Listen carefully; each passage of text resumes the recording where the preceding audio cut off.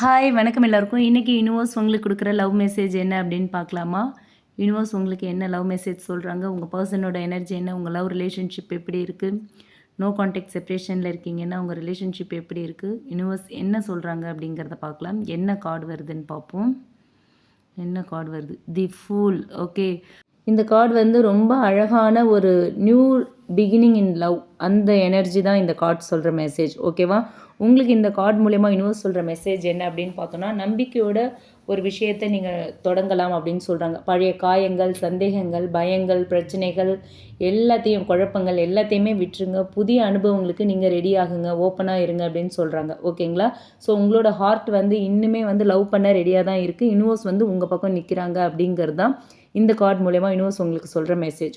உங்கள் பர்சனோட current energy என்ன அப்படின்னு பார்த்தோன்னா, அவங்க வந்து இப்போ மனசில் ரொம்ப ஒரு ஃப்ரீடம், ஒரு சேஞ்ச், ஒரு நியூ முயற்சிகள், இந்த எனர்ஜியில் இருக்காங்க. ஓகேவா? புதிய முயற்சிகள் பண்ணுறது, அந்த மாதிரியான ஒரு எனர்ஜியில் இருக்காங்க.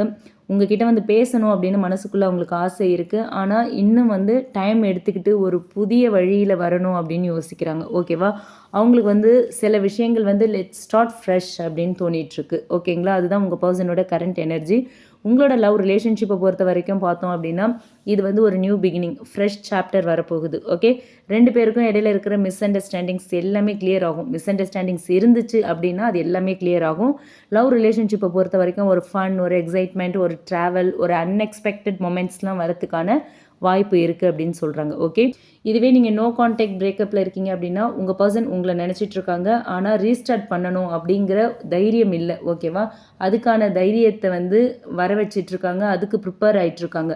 தி ஃபூல் அப்படின்னா ஜம்ப் வித்தவுட் ஃபியர் அப்படிங்கிறது தான். ஸோ அதனால் உங்கள் பர்சன் திரும்பவும் உங்களை காண்டாக்ட் பண்ணுறதுக்கான வாய்ப்பு வந்து ரொம்ப ஸ்ட்ராங்காகவே இருக்குது. அவங்களோட மனசு வந்து இன்னுமே உங்கள் பக்கம்தான் இருக்குது, உங்களை தான் நினச்சிட்ருக்கு. ஓகே, உங்களோட திருமண வாழ்க்கையை பொறுத்த வரைக்கும் பார்த்தோம் அப்படின்னா, இது வந்து ஒரு நியூ அண்டர்ஸ்டாண்டிங் வரத்துக்கான ஒரு சிக்னல் உங்கள் ரிலேஷன்ஷிப்குள்ளே. ஓகே, உங்களுக்கும் உங்கள் பார்ட்னருக்கும் இடையில வந்து இந்த ரிலேஷன்ஷிப் வந்து திரும்ப ரெனியூவல் ஆக போது. ஒரு புதிய நம்பிக்கை, ஒரு சின்ன அட்வென்ச்சர் மாதிரி எல்லாமே வந்து ரொம்ப அழகாக மாறப்போகுது.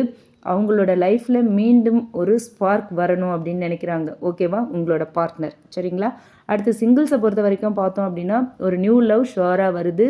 சடன் அன்எக்ஸ்பெக்டடாக ஒருத்தர் உங்கள் லைஃப்பில் என்ட்ரி கொடுக்க போகிறாங்க. அவங்களோட எனர்ஜி ரொம்பவுமே லைட், பிளேஃபுல் அண்ட் பாசிட்டிவாக இருக்கும். ஓகே, இன்னும் சொல்கிறது என்ன அப்படின்னா, take the leap, don't be afraid to love again. அவ்வளோதான். ஸோ மனசை திறந்து வைங்க, பயம் இல்லாமல் வாழ்க்கையை நேசிங்க.